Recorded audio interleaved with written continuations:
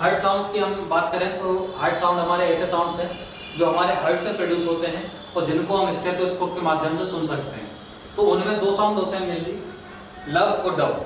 होते 4 साउंड्स हैं, जब आप एमबीबीएस में पढ़ोगे तब समझ में आएगा, पर यहाँ आपके काम के केवल 2 साउंड है, लब साउंड और डब साउंड। ऐसा नहीं है कि हम जब यहाँ स्टेथोस्कोप रखेंगे तो हमें सुनाई देगा लब फिर सुनाई देगा डब, नहीं, हमने एक आवाज के लिए कुछ शब्द दे दिए ताकि आप उस आवाज को समझ पाओ। जैसे हमने जो लब बोला, लब हमारा स्लो साउंड होता है। कैसा होता है? स्लो, पर लंबे समय तक होता है, तो लॉन्ग ड्यूरेशन। ऐसे अगर हम बोले डब, डब बोला तो हम तेज बोलते हैं और शॉर्ट ड्यूरेशन के लिए बोलते हैं। तो ये हमारा कैसा साउंड होता है? हाई पिच साउंड होता है और शॉर्ट ड्यूरेशन के लिए होता है।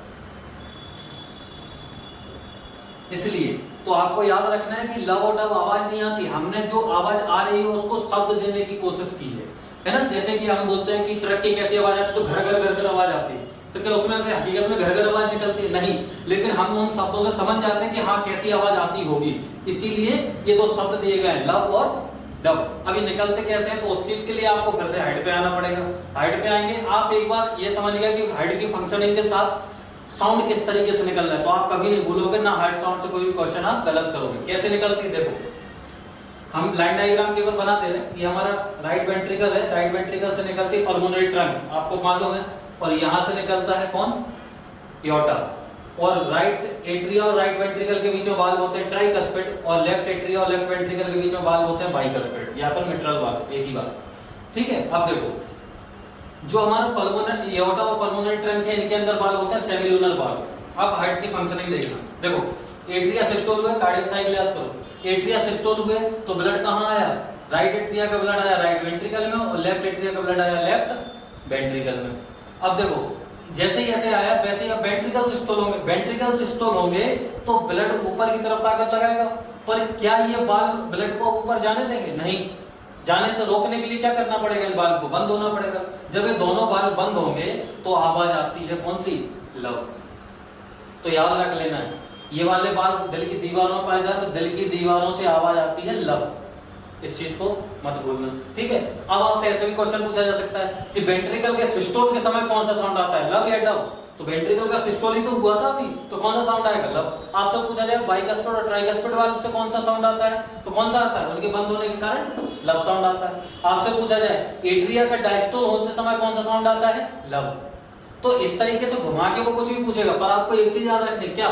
जब भी वेंट्रिकल हमारे सिस्टोल करेंगे उस समय साउंड कौन सी आनी? लब। अब वेंट्रिकल के सिस्टोल करते समय जो भी हार्ट में चेंजेस होंगे उससे वो क्वेश्चन पूछ ले, जैसे वेंट्रिकल के सिस्टोल के समय तो लब, जो बाइकस्पिड और ट्राइकस्पिड वाले उनके बंद होने से तब भी लब साउंड।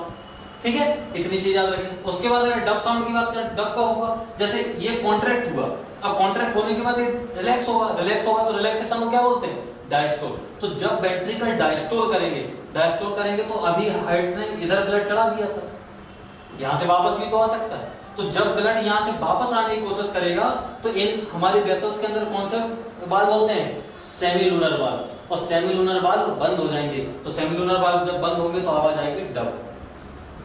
तो ध्यान रखिएगा, सेमिलुनर वाल्व के बंद होने के कारण आवाज आ रही है डब, और बाइकस्पिड और ट्राइकस्पिड वाल्व बंद होने के कारण आवाज आ रही है लब।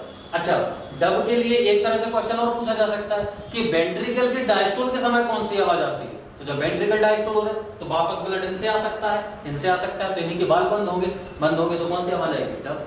तो क्वेश्चन किसी भी तरीके से पूछा जाए आपको केवल 2 चीजें याद रखनी, क्या?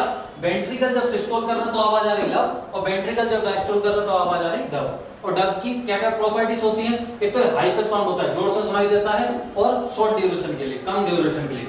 और लब की क्या खासियत है?